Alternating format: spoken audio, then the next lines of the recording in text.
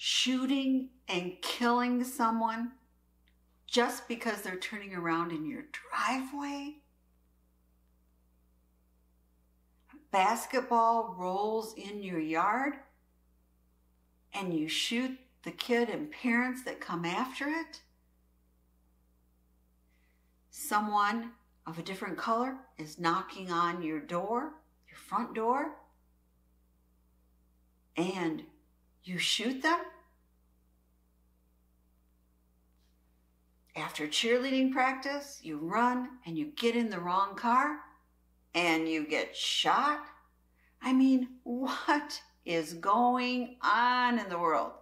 And as soon as I say that, I think, oh my God, I sound so old. And I am. I was born in 1955. And things were different then. Yep, isn't that what old people always say? But it was true. We never locked our house growing up. I grew up in a lower to middle class neighborhood in the Midwest, and our house was never locked.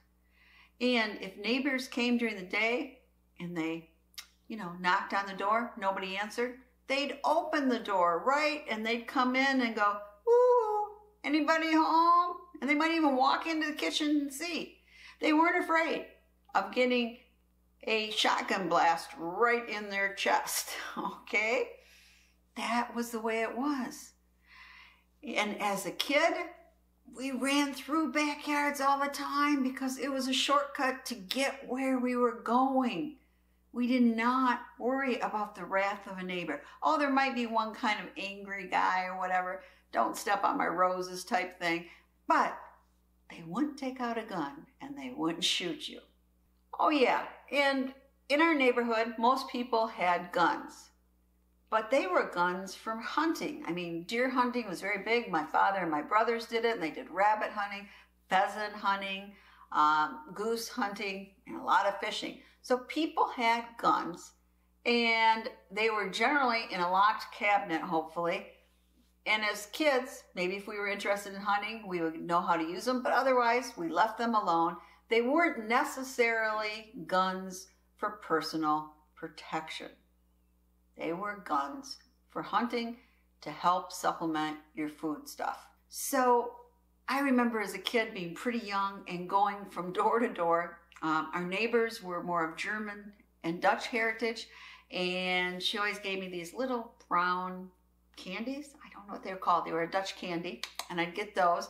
And then I'd go next door to our Polish neighbor, and I'd get those little bow tie candy. Yeah, I mean, we were used to just going and knocking, saying hi, because you know what? It was a neighborhood. That's right. And yes, as a kid, you had to be kind of careful because everybody knew everything, and they would tell your parents if you did something wrong. And then there was something called phones when I was really young, party line. That's right. I had before, you could pick up and you could listen to what a neighbor was saying. You had to be really careful so they didn't hear you on there. But yes, more than one person shared a phone line, and it wasn't in the same family. So you had to be careful what you do because everybody knew your business, right? Well, I guess things have changed. Hi, let me introduce myself. My channel is Prepper Potpourri, and I have a lot of videos on emergency preparedness, food preservation, storing food long-term, cooking, and occasionally my ponderings like this one. I call it Prepper Potpourri Ponderings, and things that happen to me on a daily basis. So I hope you hit that subscribe button and hit the like button. It's really, really appreciated. Again, I remember as a kid walking, I think it was about 5 or 6 blocks by myself, that was okay, to the party store, and I'd go in and buy my favorite candy bar, which was usually a payday, and at that time it cost a whole nickel. But no, I didn't have a nickel with me. I just said, put it on my dad's tab, and they did. And my dad would come in once a week and pay it because it was a neighborhood. People knew each other. They trusted each other. Yeah, you could even get groceries on credit back then. And I don't mean using a credit card. Things were different. And I remember spending all afternoons generally in the accompanying woods with some other kids, and we would build forts, right? That was a big thing, tree forts. We had a great, great time.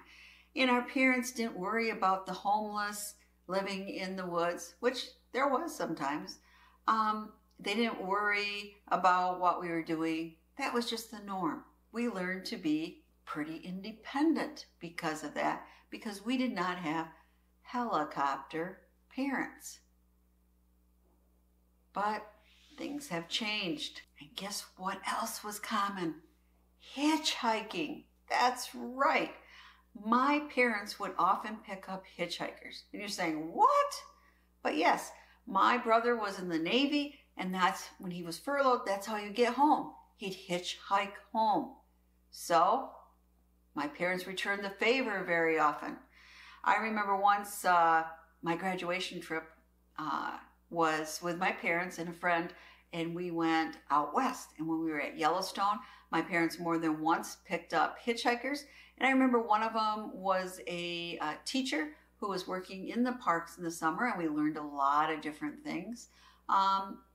That was just the norm. Now, my parents didn't know that sometimes, like 3 of us girls would hitchhike to get where we wanted to go, but we never did it individually.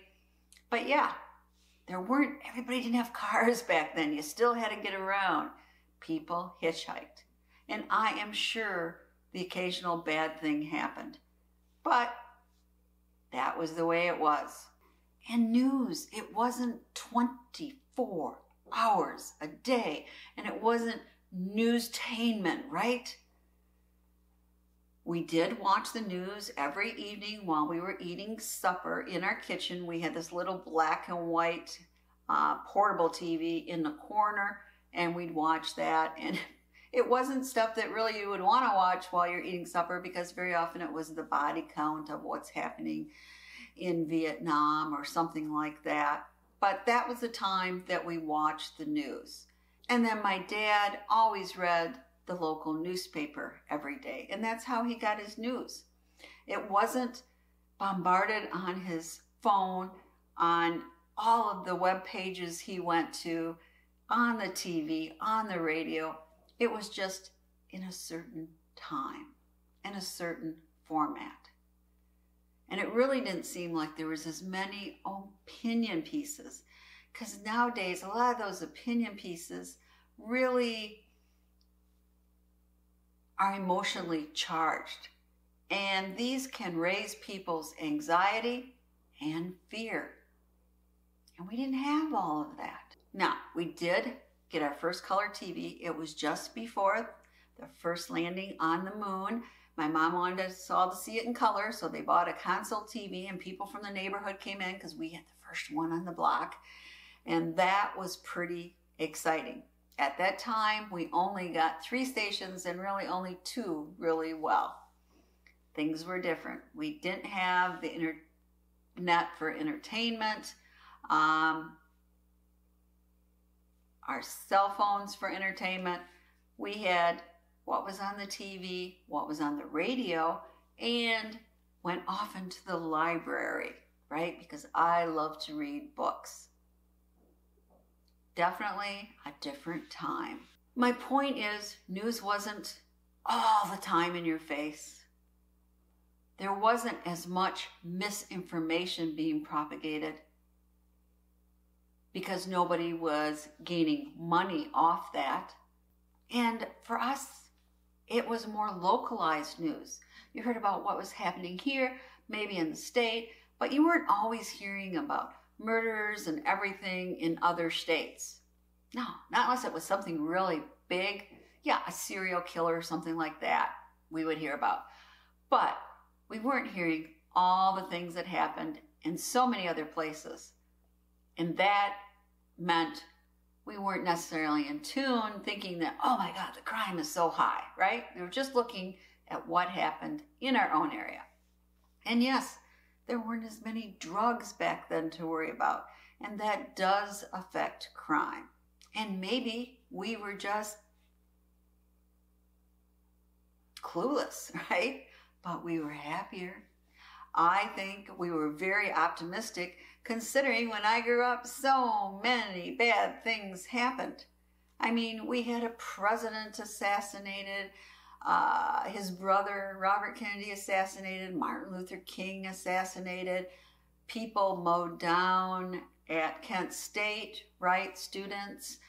We had a lot of movements, protest movements going on. We had a war going on, a terrible, terrible war. And yet, I still think people were more optimistic about the future then than people are now. Why is that? And that's what I'm asking you out there. Why is that?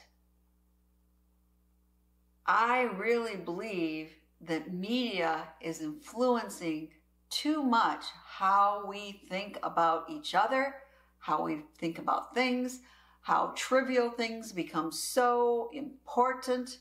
Why do all these little things go so big in today's world? And then sometimes we don't worry about the big things that we should. Are we being influenced by media too much? Should we just kind of turn it off once in a while, right? Just summarize what we need. Don't get into the emotion of it. I really think that's true. That is kind of what I have done. No, I keep up on what's going on, but I know that I cannot change world events, right? If something happened and we went in a world war, I can't do anything about it, except for what I already do, which is prepping as a lifestyle, buying things I need, making sure I have food on my shelves, toilet paper in the bathroom, you know, the supplies I need. I am not going to worry if there's going to be a war, or will it be nuclear, or will a meteor fall, or will we have an EMP, or whatever. Whatever happens, happens.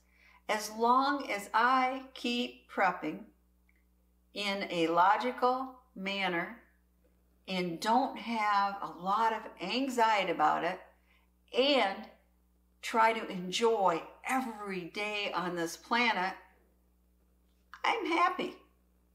So, what about you? Why do you think things are the way they are? Comment below. So, if you'd like to look into this issue a little bit more, click on this video on digitizing fear.